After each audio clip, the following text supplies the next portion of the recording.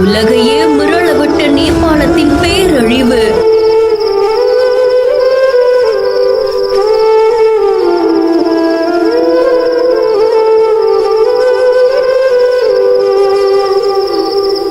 Guys, இப்போ நான் நேபாள் காட்மாண்டு பிளேஸில் ரொம்ப சேஃபாக தான் இருக்கேங்க. ஸோ இந்த டிசாஸ்டரை நினச்சி பார்க்கும்போது ரொம்ப கஷ்டமாக இருந்துச்சு. அடுத்த நிமிஷம் நிச்சயமில்லாத வாழ்க்கை. ஒரு செகண்டு ஒட்டுமொத்த எல்லா உயிரையும் பலி வாங்கிருச்சு. அவ்வளோ பேரழிவு நடந்துருச்சு. ஸோ நேபாள் பார்த்தீங்கன்னா அவ்வளோ ஒரு பியூட்டிஃபுல் கண்ட்ரி. நேச்சரும் அங்கே பயங்கரமாக இருக்கும். இங்கே இருக்க பிளேசஸும் பியூட்டிஃபுல்லாக இருக்கும். So nature has 2 ஃபேஸஸ்ன்னு காமிச்சிருச்சுல. ஒன்று பியூட்டி, இன்னொன்று வந்து டெஸ்ட்ராய். நேற்று நைட்டு இதெல்லாம் நியூஸ் எல்லாம் கேட்கும்போது ரொம்ப கஷ்டமாயிடுச்சு எனக்கு.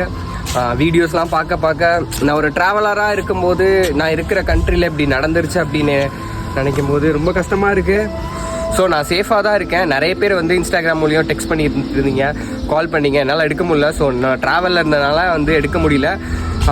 ஸோ கேட்டவங்க எல்லாத்துக்குமே ரொம்ப ரொம்ப நன்றி. நான் சேஃபாக தான் இருக்கேன். So pray for Nepal guys.